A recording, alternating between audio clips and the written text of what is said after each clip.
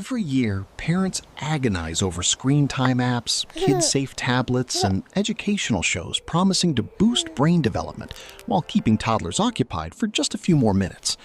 And what researchers have found about the developing brain during those minutes might surprise you.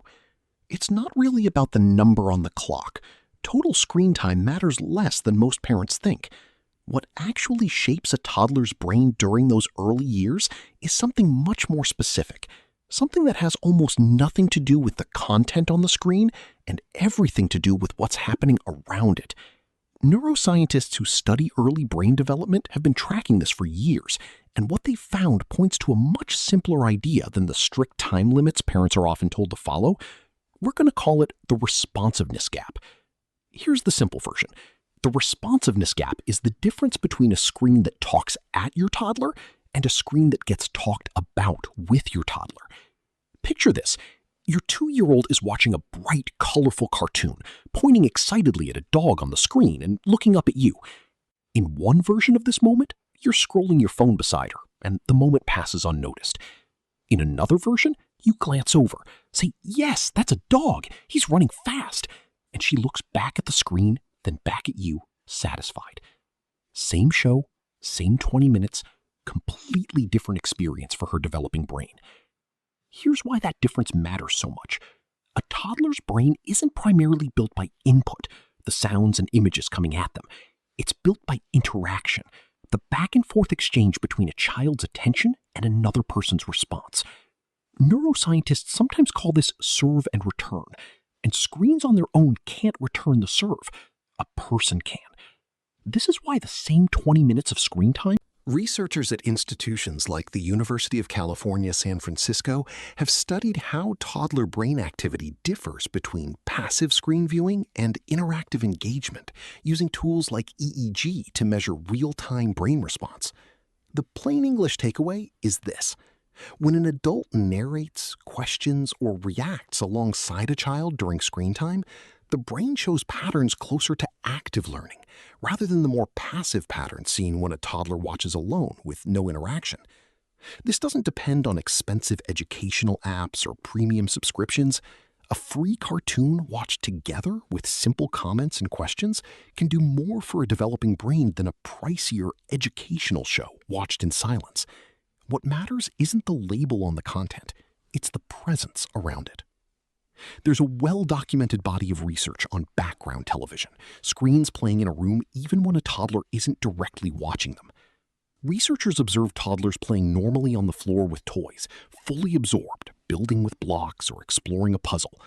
Then, in the background, an adult television program was turned on, not even something the toddler was watching directly. What researchers noticed was striking. The length and quality of the toddler's independent play dropped noticeably. Attention spans shortened, toys were picked up and abandoned more quickly than before the television was on. Here are 3 simple steps any parent can start today. No new apps, no strict timers, no extra equipment required. Step 1 is notice. Pay attention to how screens are actually being used in your home, not just how long they're on, but whether there's something your toddler experiences alone or alongside you. This is easy to miss because screen time often happens during exactly the moments a parent needs a break. Cooking dinner, answering a message, catching a breath. Noticing isn't about guilt. It's simply about seeing the pattern clearly. Step 2 is respond, and this can be as small as a single sentence. If your toddler is watching something and points at the screen, you might say, "I see that too. What's happening now?" Or simply narrate along for a moment. "Look, he's climbing up high." You don't need to sit through the entire show engaged. Even brief moments of shared attention, dropped in here and there, change the texture of the experience for your toddler's developing brain. Step 3 is sustain, which means being mindful of background screens, even when no one is technically watching. If the television tends to stay on out of habit while your toddler plays independently nearby, consider turning it off during those stretches of focused play and saving screen time for moments when it can either be shared together or used more intentionally. This isn't about eliminating screens. It's about protecting the quiet, uninterrupted stretches where independent focus and imagination get to build themselves without competing for attention against a glowing background. Compare this to the premium educational apps and brain-boosting subscriptions many parents feel pressured to buy. Those tools can be fine in moderation, but none of them can replace the effect of a present adult narrating, questioning, and reacting alongside a child. Remember the moment we started with? The toddler pointing at the dog on the screen, waiting to see if anyone would look back?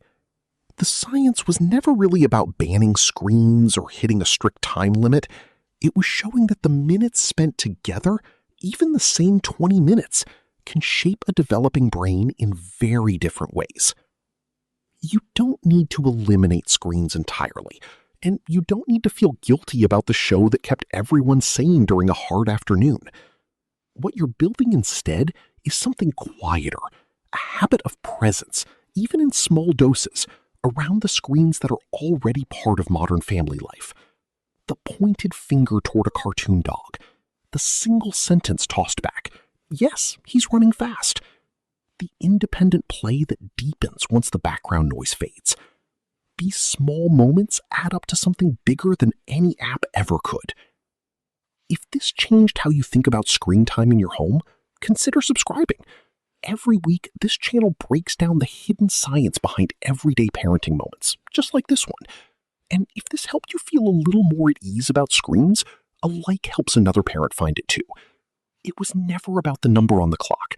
It was always about what happens around it.